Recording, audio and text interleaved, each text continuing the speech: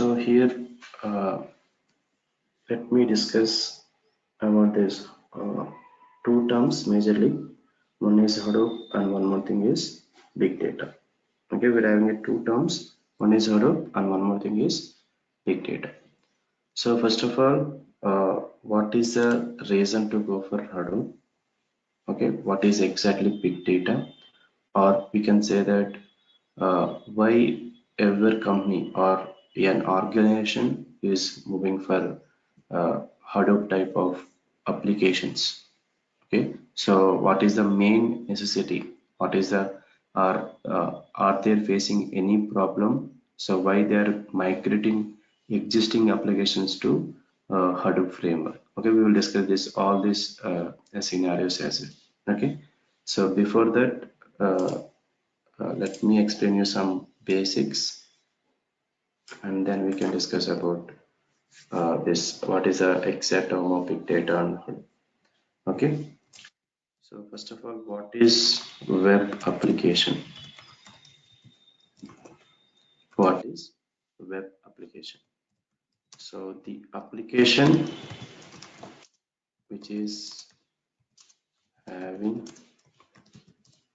client server architecture. Okay, that type of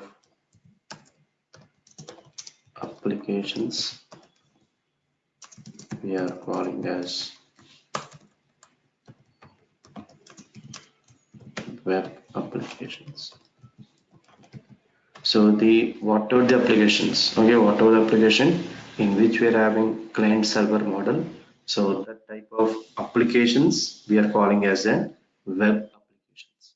Okay, so example is Google and Amazon. What are the sites in which we are browsing in our internet? Okay, and here one more thing is basically in our software development we are going to design two types of applications.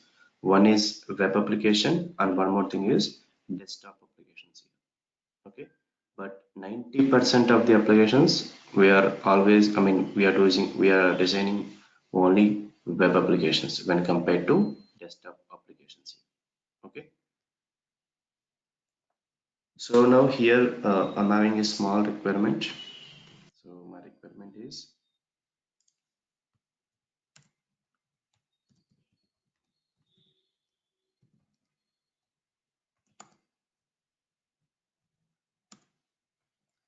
first one, in front end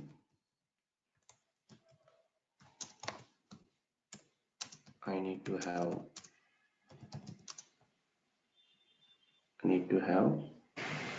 fields. In front end I need to have fields, example name, password,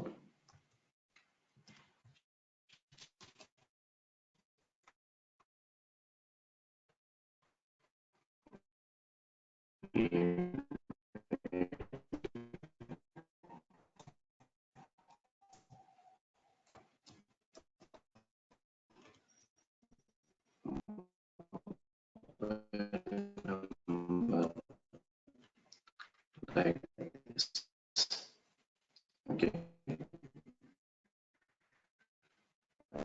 and second requirement is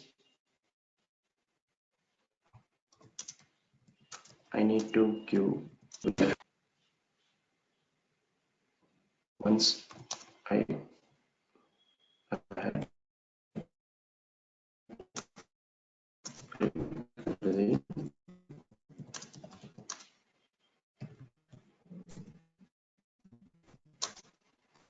save button,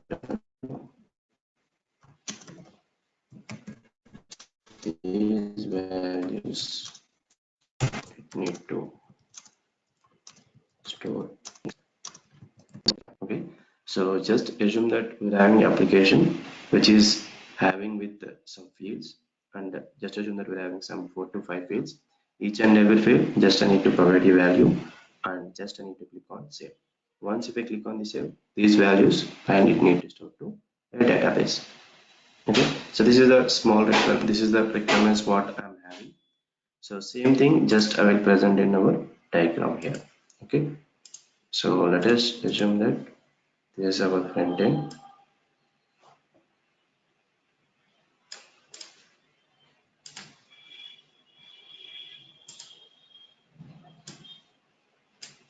I am providing some fields,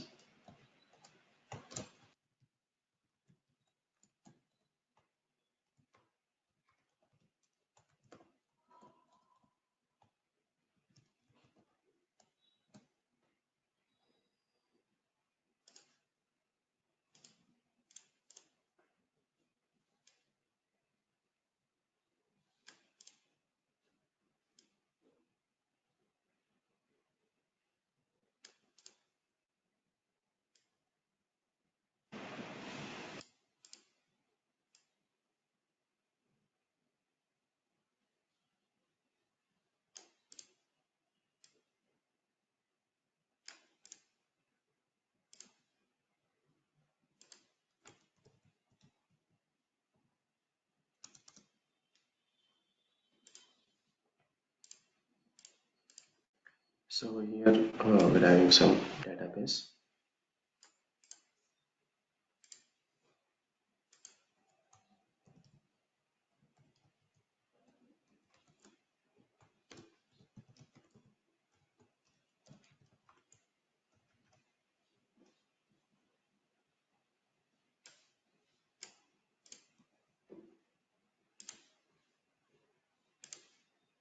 And between this front end and back end, here we're having a one more component called as a server.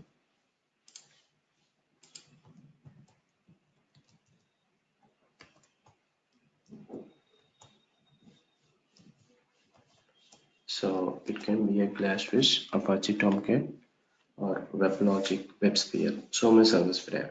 Okay. So this is a nothing but client server architecture. This type of architecture what we're calling as a client server. Okay. And if you want to design this type of applications, I mean, if you want to design web applications, so here we're having some what we go. We are using some different technologies. So mostly we're using Java, .NET, PHP, so many things. So now my requirement is, so just I need to provide values for each and every field, and once I click on the save, these values finally I need to store to database. So initial request will go to server, server will communicate to database, and finally values is going to save. So just assume some values, it is saved. Hadoop, so Hadoop 123, mobile number, some email. So like this. Okay.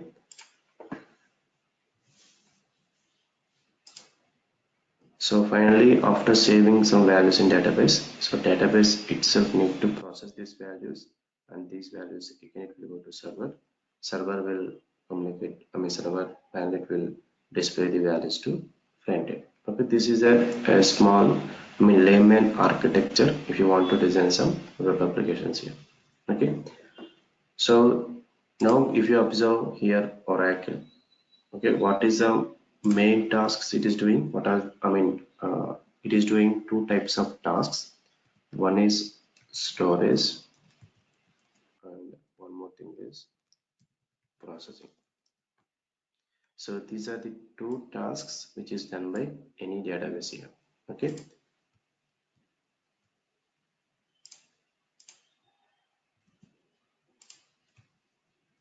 So what is the conclusion point?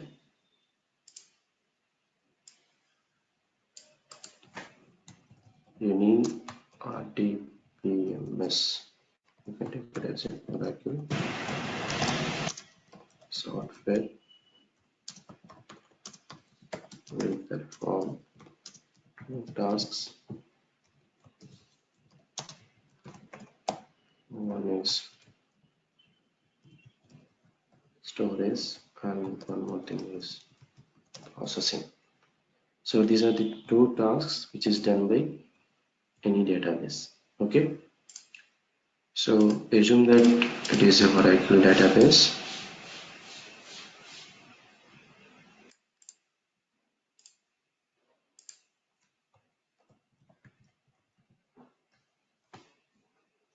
and for this database it is getting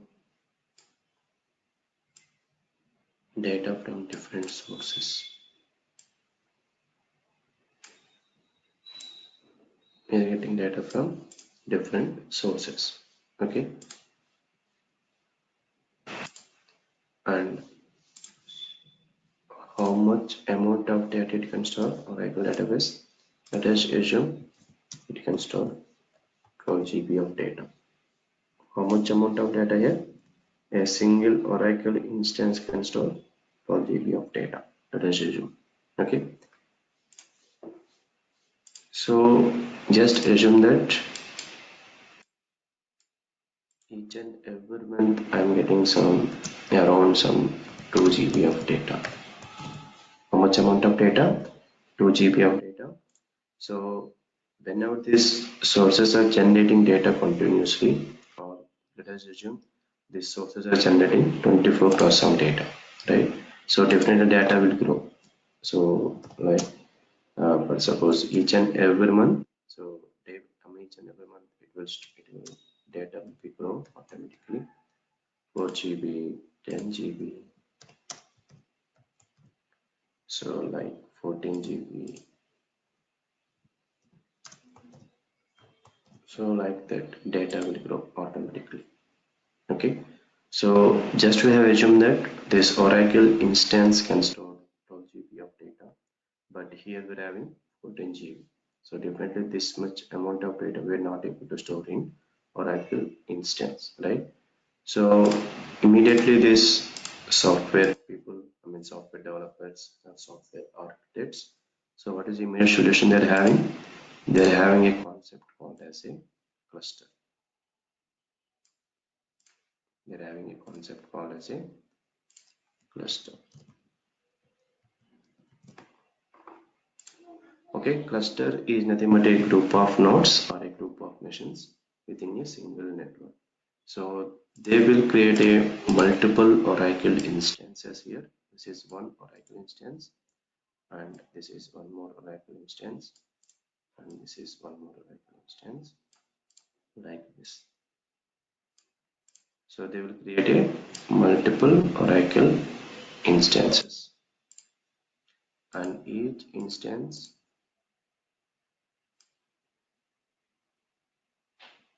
will connect to each other.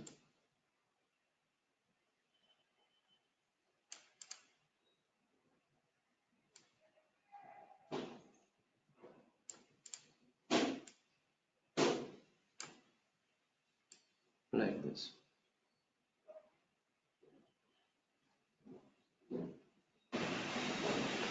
So simply we can say that all Oracle instances will connect to each other. Each and every instance they're having a mutual communication. Okay, by using a single network. So now assume that this cluster size, assume that how much amount of data it can store? 2 terabyte of data. How much amount of data? 2 terabyte of data. Okay, so till 2 terabyte of data. So let us assume they're getting huge amount of data. So and here how much amount of data it can handle? This entire cluster, it will handle only 2 terabyte. Beyond that, for suppose if I'm getting some 4 terabyte or 6 terabyte or 10 terabyte. So like this, if I'm getting a data means, so even this even this concept is also not capable of handling huge amount of data. Okay, so now here what is the conclusion is, irrespective of software, whether if you're going with Oracle, MySQL, whatever the softwares we're having, each and every software is having some limitation. Okay, each and every software, they're having some limitation. I mean, I'm talking in the point of data storage. So here if you observe Oracle, so we have assumed that 12 GB is the maximum limit or maximum storage, I mean maximum data it can store. But beyond 12 GB, for suppose if I'm getting some 14 GB or 20 GB, so that data in which it was unable to handle by Oracle database, that data what we are exactly calling as a big data. So now if you observe the clustering point of view, so if you're getting some 1 terabyte or 15 GB or maybe some 1000 GB like that, it is not a big data for cluster. But whenever if you're getting some 4 terabyte, 6 terabyte, okay, this amount of data what we are calling as a big data in cluster point of view. Okay, so big data is very clear. I mean, big data word is very clear. Whatever the amount of data in which we are getting beyond the storage of any software. So that amount of data we can call it as a big data. Okay, so and here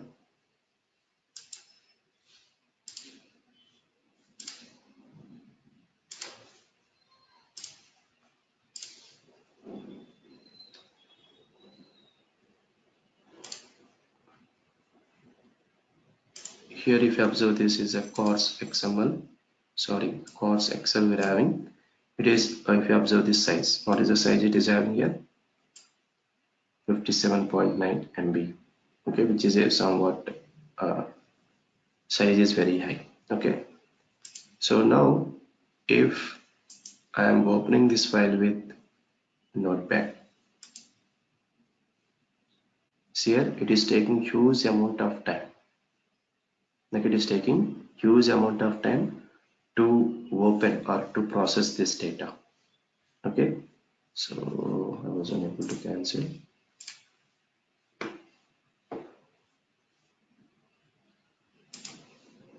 Not responding. If you observe, status is not responding. Okay, just end task. So, or we can say that this file, it is a big data for Notepad. So Notepad point of view, this whatever the data which I have opened, so this Excel file, it is a big data for Notepad, but it is not a big data for Excel. Okay, so it depends upon the, simply can say that it depends upon the software. This is the best example here. So whatever the Excel file, same Excel file if I want to open with a Notepad, so Notepad point of view is a big data for, I mean that file is a big data for Notepad. Okay, but it is not a big data for Excel here. Okay, so then nothing but simply we can say that it is a, I mean it is small, these are the small examples in terms of big data. Okay,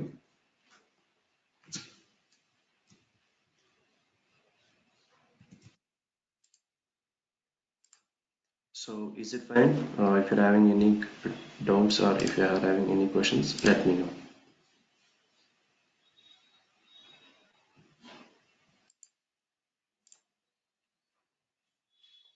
Somebody doing something. So what are the basic language or required for learning Hadoop? So here, if you go with the prerequisites for the learning of Hadoop, so one is SQL, some basics of SQL queries is required, basic knowledge on SQL is required, and some part of Linux and core Java concepts as well. These are the mandatory. Okay, so if you want to learn Hadoop, so what are the concepts? So first thing is core Java. Core Java content, these are the concepts here. Oops, exception handling and collections. These are the mandatory. Okay, and basics of Linux, basics of SQL queries. Okay, these are the concepts which are required for Hadoop. Okay, so any doubts? Anybody? If you're having any doubts, just click on chat. Just type in chat. I will solve your queries if you're having any doubts.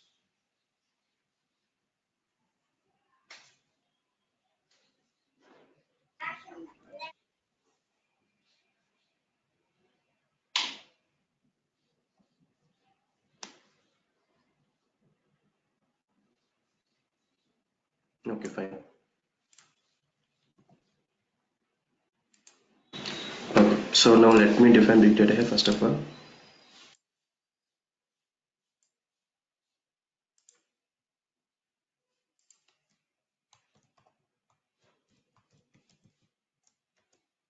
Big data. Big data is a word used for gathering of data sets that are large and complex, which is difficult to store and by using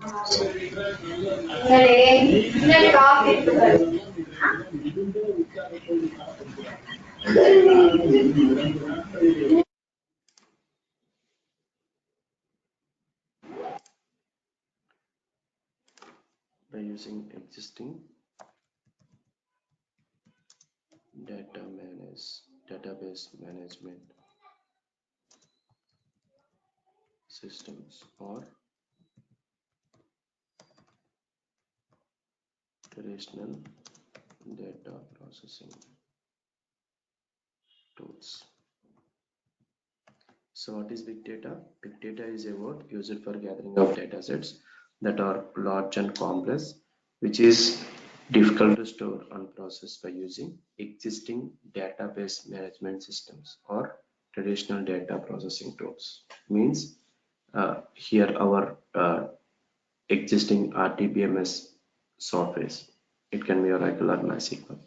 Okay, so today what are the data in which we are getting? So that data in which we are unable to store in either Oracle or MySQL databases. So that amount of data, what we are exactly calling as a big data here.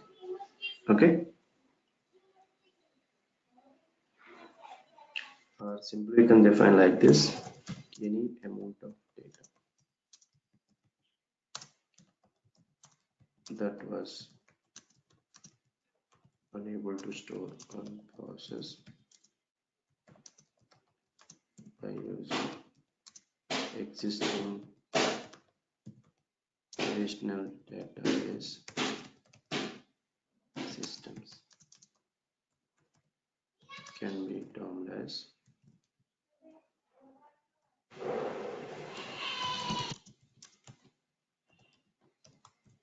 big data.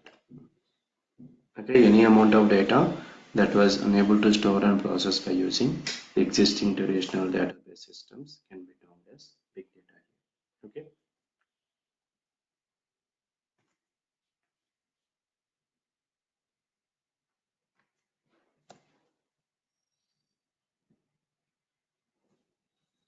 So now let us discuss about types of big data. Types of big data.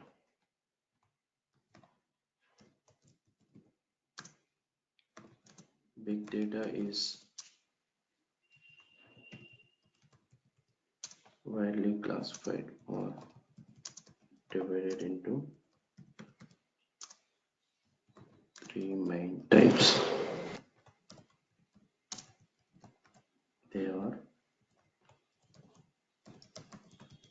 one is structured data, and second one is semi-structured data, and the third one is unstructured data. Okay, so first one is structured data, semi-structured data, and last one is unstructured data here. Okay, now if you are going with a structured data,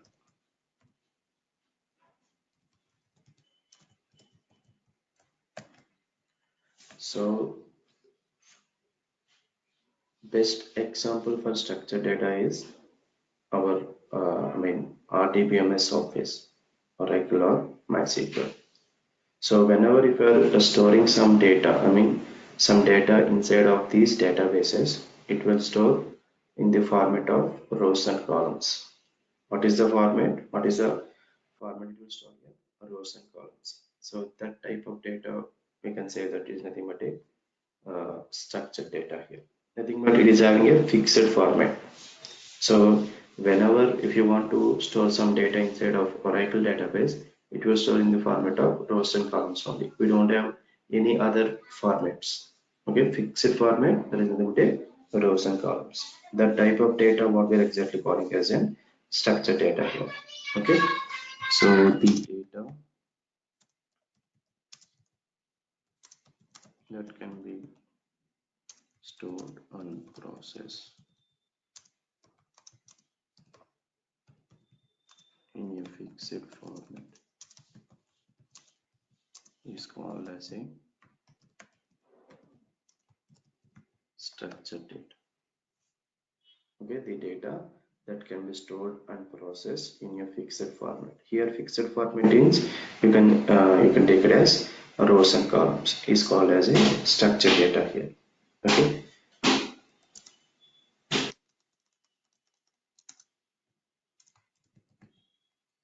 data stored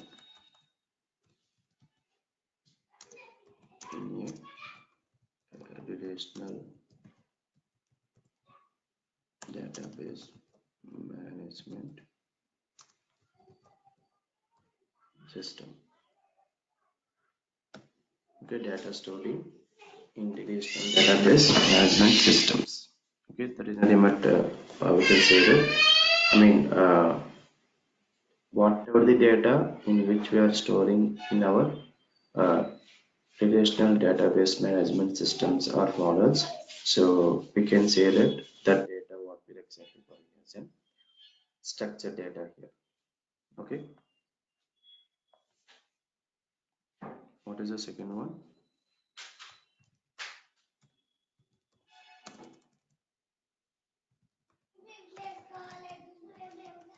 Semi-structured data. What is the next one here? Semi-structured. So best example for semi-structured data is nothing but JSON. The best example for semi-structured data is JSON data here. Okay, so if you observe the JSON data,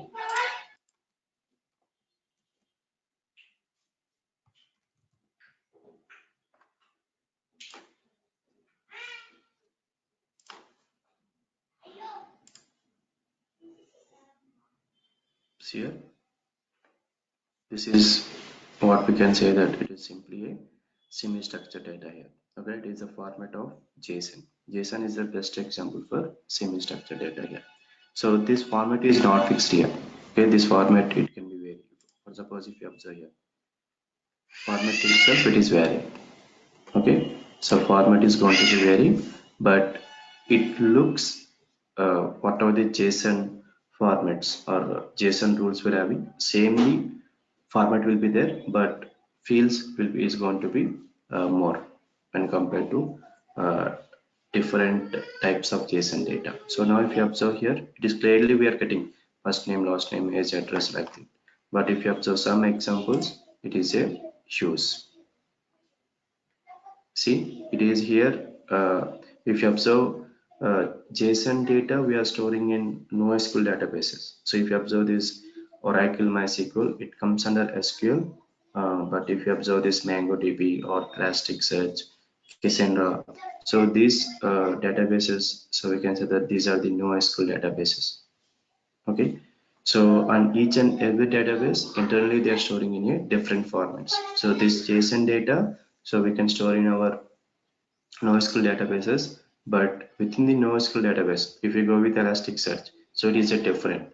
So there we are storing the JSON data in the format of document, index. Some concepts are different here. But if you go with MongoDB, concepts will be different. Nothing but it does not have a same concepts as well. But if you go with Oracle MySQL, so it is a fixed format, rows and columns only. We don't have any other concept. So that is a variation what we're having between structured and semi-structured. Okay. So if you observe the semi-structured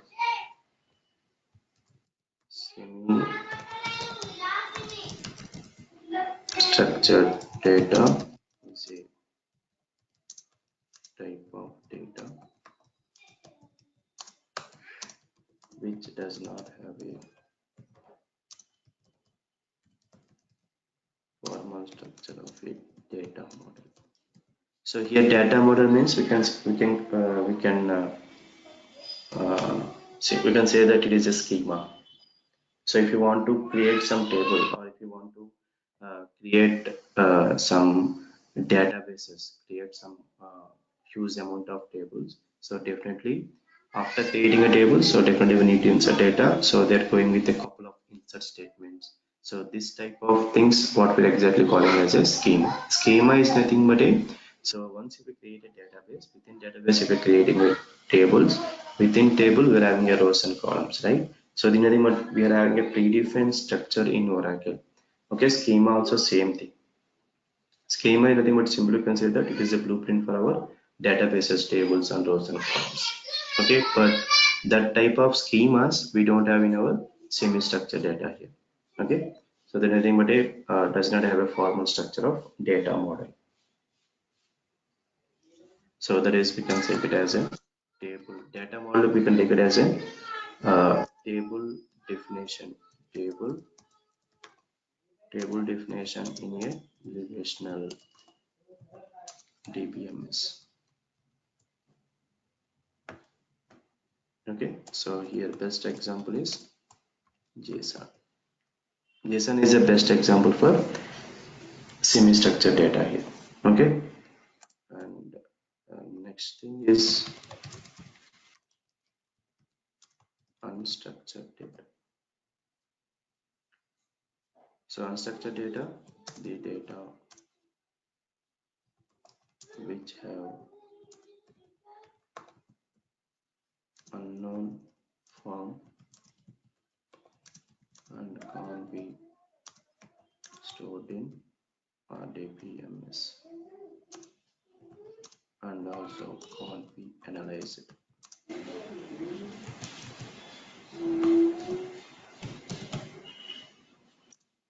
unless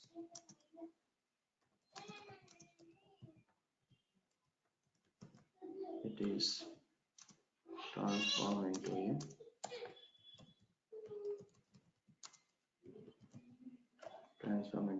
structured form or structured format is called as a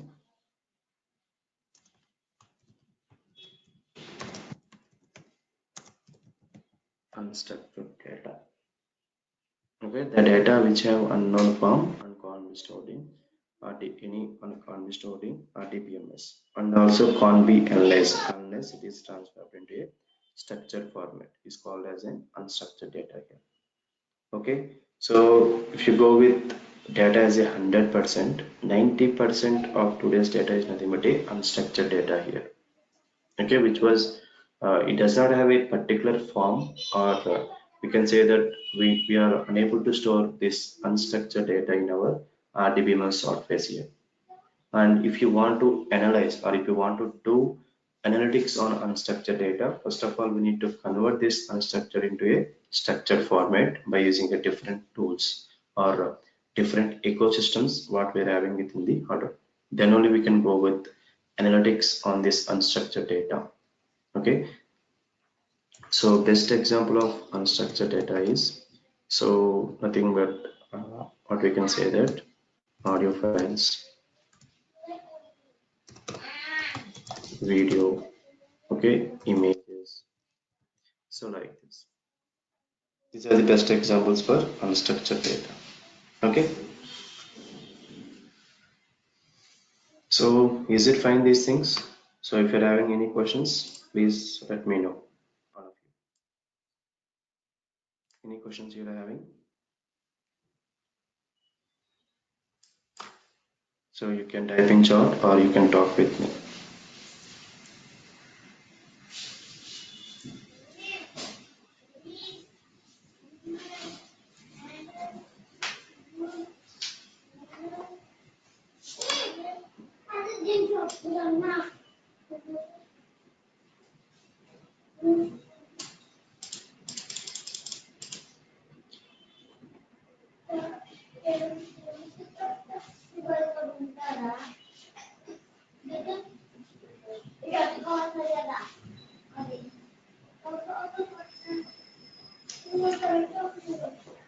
So here, I mean, within the Hadoop, we're discussing about HDFS, MapReduce, Hive, Scoop, and HBase, Flume.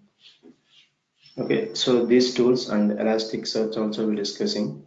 So these tools we're discussing, and some use cases also we're discussing on the respective tools. Okay, okay, Naik, is it fine? Still you're having questions? Let me know. Okay. So not to worry about these concepts. So we will discuss in detail, and especially Hive and Scoop, we're discussing more concepts within this Hive and Scoop and more practicals on this Hive and Scoop as well.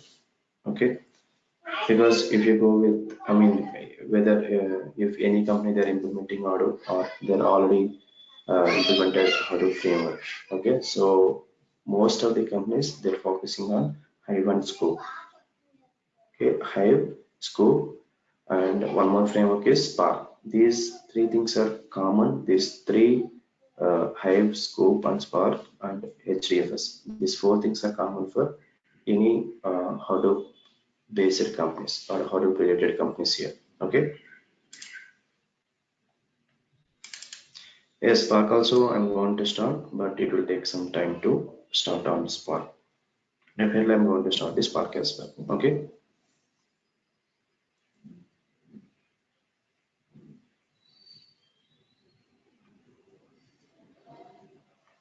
Any questions?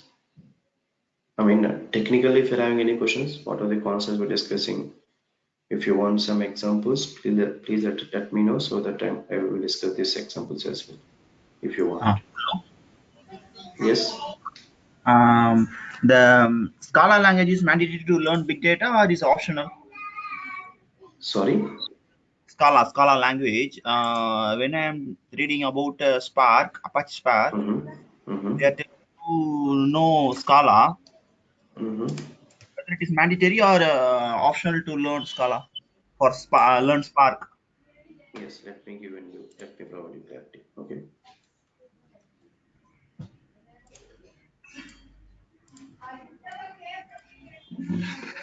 Okay. So here we are listening from last 1 to 2 years onwards or 2 to 3 years onwards.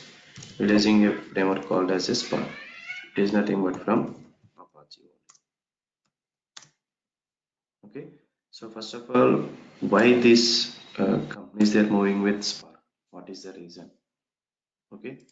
Uh, on top of Hadoop or on existing Hadoop platform, they're implementing Apache Spark. Okay. So first of all, within the Hadoop, here we're having one concept called as a map reduce. So is used for MapReduce is mainly for processing. Okay, MapReduce is mainly for processing. Okay. So here let us assume that, let me explain you. Within Hadoop, we are having a two components. One is HDFS and one more thing is processing. So HDFS is majorly for storage and MapReduce is for processing. Okay. So now, sorry. Okay.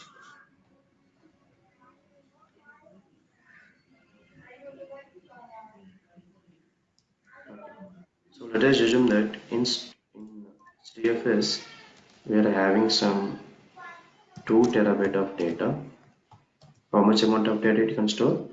No. Here HDFS can store unlimited data. It depends upon your cluster. So while designing the cluster depends. Okay, but HDFS can store unlimited amount of data and any type of data. Even it can store unstructured, structured, semi-structured, any type of data. Let us assume that currently we're having 2 terabyte of data within this HDFS, and if you want to retrieve this data, and if you want to retrieve this data, and if you want to display to the end user client, right? I am using processing for MapReduce. I'm going with a MapReduce as a processing. So if you want to retrieve this 2 terabyte of data, and if you want to display to the client, I'm going with MapReduce as a processing tool. Okay. Now instead of 2 terabyte, I'm having some 20 terabyte of data. Instead of 2 terabyte, I'm having 20 terabyte of data. Same this 20 terabyte of data I need to process. Same thing I'm going with MapReduce. So MapReduce can process this 20 terabyte of data. Is it possible or not? Yes, it is possible. But let us assume that it is taking some 10 minutes to process this 20 terabyte of data. How much amount of time it is taking here? 10 minutes. Okay. So if it is taking 10 minutes means, so client will not wait this 10 minutes of time.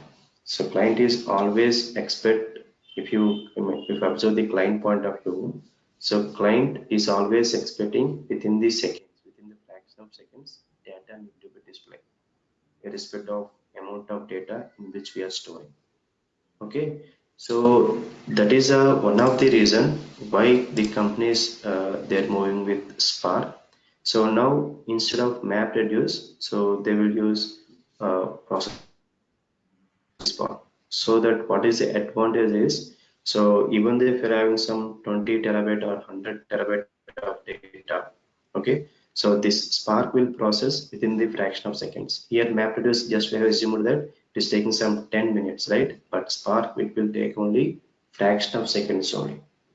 So simply we can say that it is 100 times faster than MapReduce. That is the one reason why they are going with Apache Spark. Okay, and one more thing is this: if you go with this HDFS or Hadoop, it is majorly to store only historical data.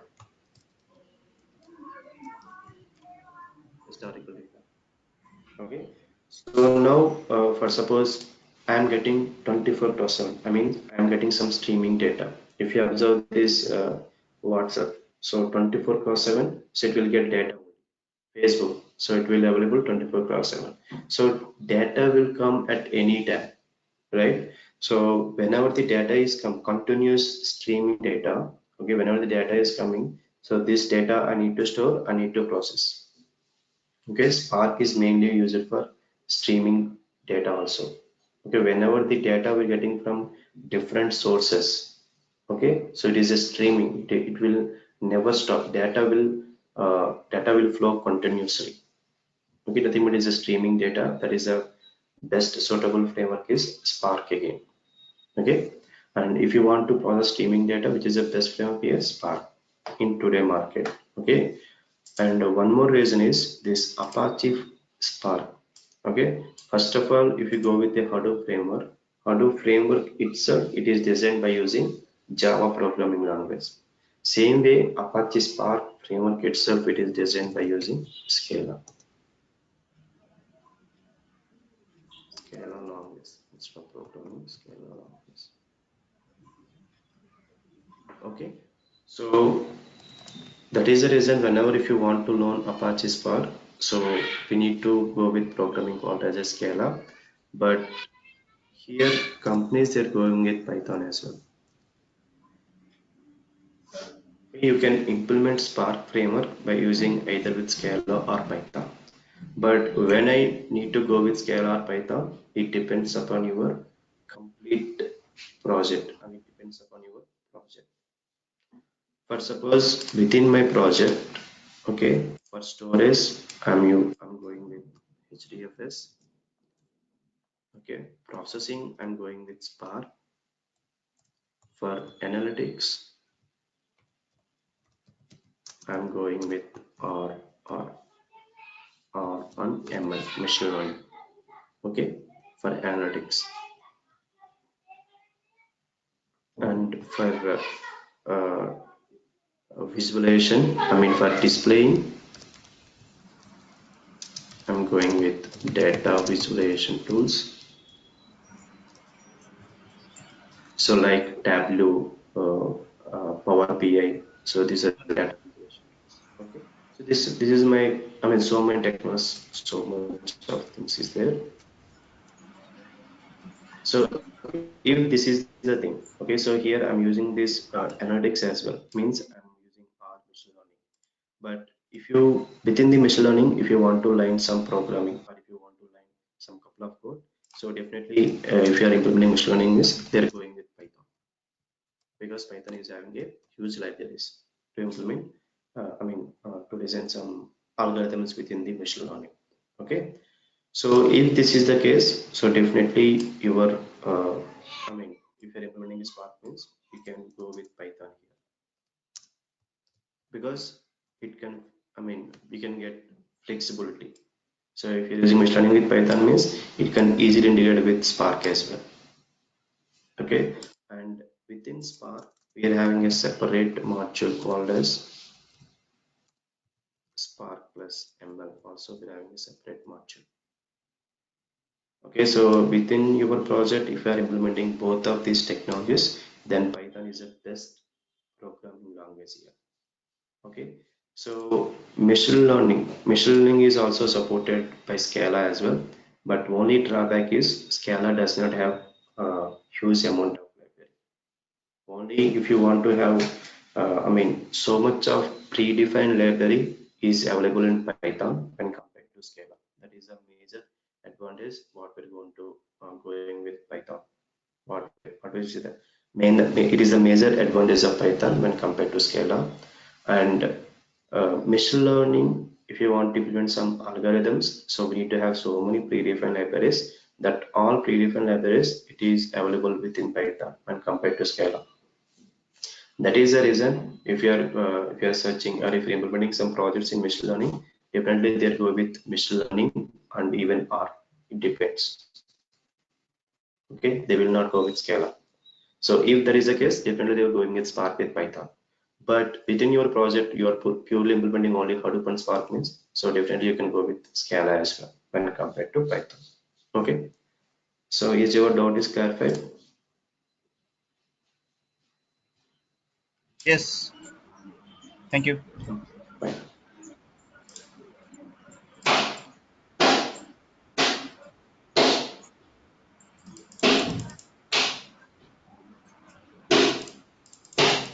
What are the tools we are using for converting unstructured to structured? Give me some example.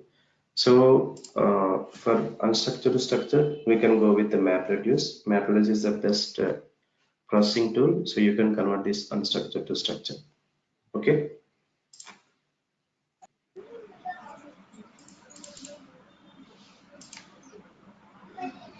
I hope your doubt is clarified. I mean, what are the doubts which I have asked? So that's all for today. So tomorrow we can continue further. Okay. I hope you Okay. have enjoyed this session. Still, if you're having any queries, we'll discuss on tomorrow. Thank you, all of you.